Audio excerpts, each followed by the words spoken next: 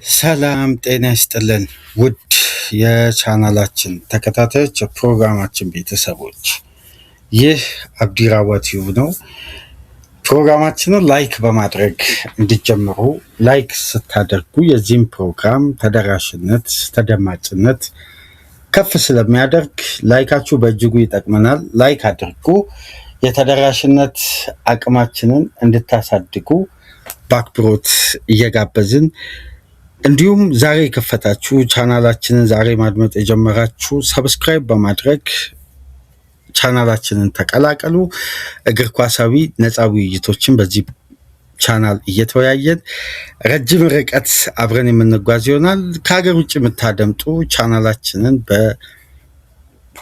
በሱፐር ስቲከር፣ ሱፐር ቻት፣ ሱፐር ታንክስ ድጋፍ አድርጉ። የመጨረሻና 5ኛ ክፍል ፕሮግራማችን በዛሬው ዕለት ምሽት ከሚጠበቁ የእንግሊዝ ፕሪሚየር ሊግ ተጠባቂ ጨዋታዎች መካከል በለንደን ደርቢ ቼልሲ በሜዳውና በደጋፊው ፊት ተቀናቃኙን ባላንጣውን ከፍተኛ በማላቸው ጥላቻ እንዳለ የሚነገረውን ከባዱን ደርቢ ዛሬ ምሽት ቼልሲዎች ቶትናምን ያስተናግዳሉ።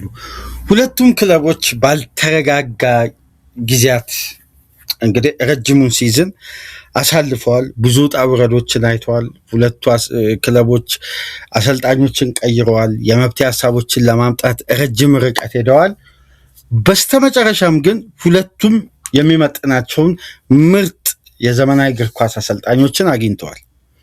ዛቪ አሎንሶ ጁላይ 1 ስራውን በይፋ ይጀምራል። ሮቤርቶ ዲዘርቢ ስራውን ጀምሯል። እንግዲህ ለሮቤርቶ ዲዘርቢ ጥሩ አጋጣሚ ምንድን ነው? ከያዘ ጊዜ አንስቶ ቶትናም ቤት የስፕሪት ይሄ መንፈሳዊ የማሸነፍ ጥንካሬ ቡድኑ ላይ በደንብ ይስተዋል ነበር። ያንን ደግሞ በበለጠ ዲዘርቢ የመጠቀም ያንን ሂደት የማስቀጠል የማሸነፍ ሞመንተምን ድጋሚ የማግኘት እንደነዚህ አይነት ጉዳዮች ላይ ደግሞ የበለጠ ሴትል የማድረግ አቅም ስላላቸው ይህንን ጉዳይ በጥሩ ሁኔታ በቶትናም ቤት ክሬት ማድረግ ችሏል። ሮቤርቶ ዲዘርቢ ከመጡ በኋላ የቶትናሞች መነቃቃት አስደናቂ ነው። ለማሸነፍ የሚደረግ ፍላጎት በጣም ካለፉት ጊዜያት በደንብ ተነቃቅቷል። በሚታይ ደረጃ እውነተኛ የሆነ ጉዳይ ነው እና ጥሩ እየተነቃቃ ነው። ቡድኑ ጥሩ ሀዲድ ውስጥ ገብቷል።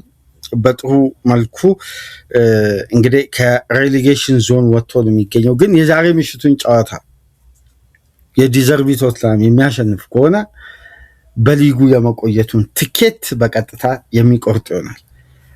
አይ የማያሸንፍ ከሆነ ደግሞ እስከ ቀጣይ ሳምንት ድረስ የሚጠብቅ ይሆናል። አርሴናል እንግዲህ ዌስትሃምን በማሸነፍ ለራሱ የሚደረገውን የዋንጫ ፉክክር በጥሩ ሁኔታ ገፋለት፣ ለቶትናም አመቻቸለት። ከዛም በኋላ ኒውካስል ያለፈው ሳምንት ደገመው በድጋሚ ዌስትሃምን። ይሄ ደግሞ ጥሩ መረጋጋትን ለቶትናም ፈጥሮ በራሱ ኃላፊነት ሲዝኑን የመወሰን ግዳጅ ውስጥ ገብቷል።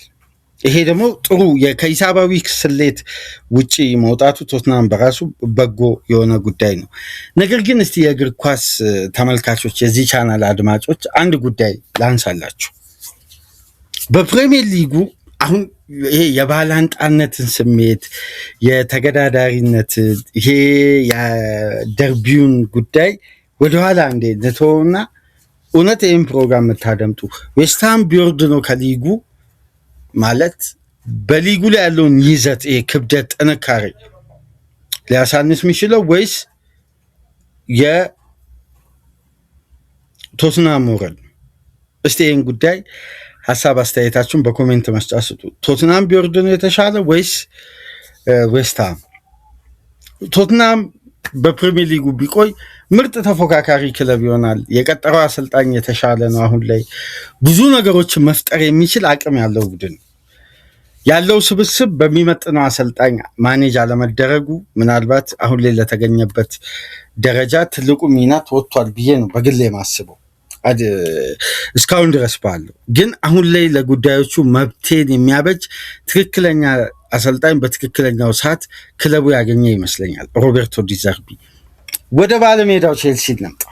በቼልሲ ቤት የሳቅ ዘመን ሊመጣ 2026-27ን የቼልሲ ደጋፊዎች ከወዲሁ በጉጉት እንዲጠብቁ ያደረገ እንዲናፍቁት ከፍተኛ ፍላጎት የፈጠረ ለቼልሲዎች ብዙ ትርጉም ያለው ሲዝን ሊሆን ቀጣይ የውድድር ዓመት የበለጠ አመርቂና አስደናቂ ሊሆን ከወዲሁ ተስፋውም ህልሙም ፍላጎቱም መነቃቃቱም አስገራሚ ነው በቼልሲ ቤት። ይሄን ደግሞ እንዲሆን ካስቻሉ ጉዳዮች መካከል በዋነኝነት የሚነሳው የዛቪ አሎንሶ የክለቡ ማናጀር ሆኖ መሾሙ ነው። ሄድ ኮች አይደለም፣ ማናጀር።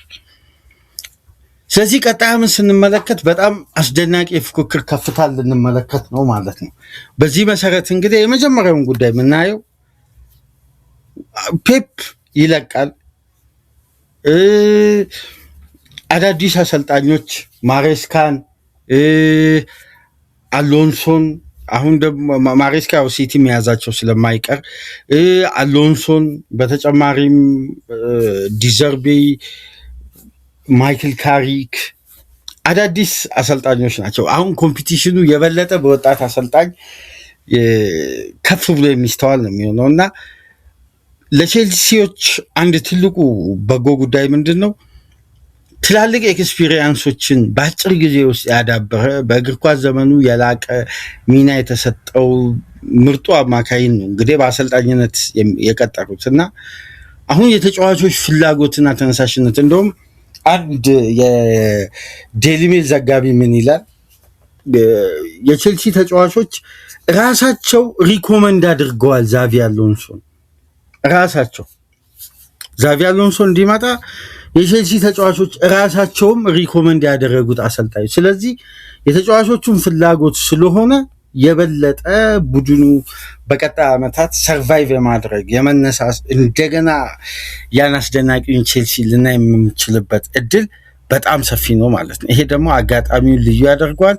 ዛሬ ምሽት ግን ተቀናቃኙን ቶትናምን ነው የሚያስተናግደው። ቼልሲ ሲዝኑ ጥሩ ሆኖ አልተጠናቀቀም። ባለፈው ሳምንትም በኤፍኤ ካፕ በማንቸስተር ሲቲ ሽንፈት አስተናግዷል። ሲዝኑን አሁን ቼልሲ አላተረፈም። እንግዲህ የኢሮፒያን እግር ኳስ ተስፋው አለ፣ ሂሳባዊ ስሌቱ የዛሬ ምሽትን ጨምሮ። ይህንን አጋጣሚ ዌስትሃም ይጠቀመዋል ወይስ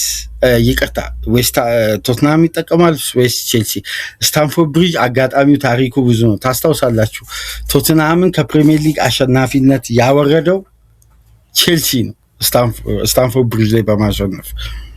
ስለዚህ ይሄ ታሪክ ዳግም ይፈጠር ይሁን ወይስ በተለየ አጋጣሚ ቶትንሃም ስታንፎርድ ብሪጅ ላይ ድል ይቀናው ይሁን? ቼልሲ ጥሩ የሚሆን መጥፎ ሲዝን የሚያሳልፍ ግን ቶትንሃምን ለመቅጣት አያንስም ሁሌ። ይሄ በነገራችን ላይ የታወቀ ሎጂክ ነው እና እስቲ የዛሬ ምሽቱን ጨዋታ እንመልከት። ይሄም በመረጃ አጠር ባለመልኩ ወደ እናንተ አደረስን። ነገ ግን በሰፊ ትንተና ነው ጨዋታውን ተመልክተን ድረ ጨዋታ ነጥብ ላይ የምንመጣው። የአርሴናል የምሽቱን ድል፣ በሊቨርፑል ቤት የተፈጠረውን ሲቪል ዋር በሚል አርዕስት የተጠቀምነውን በአንፊልድ የፈነዳው እሳተ ገሞራን በተመለከተ የፔፕ ጋርዲዮላን ስንብት፣ የዛሬ ምሽቱን የቫይታሊቲን ፍልሚያ እንዲሁም ለንደን ደርቢን በ5 ፕሮግራም ከእናንተ ጋር ቆይታ አደረግን። መልካም የስራ ቀን እንዲሆን ተመኘን። ሰላም ቆዩ።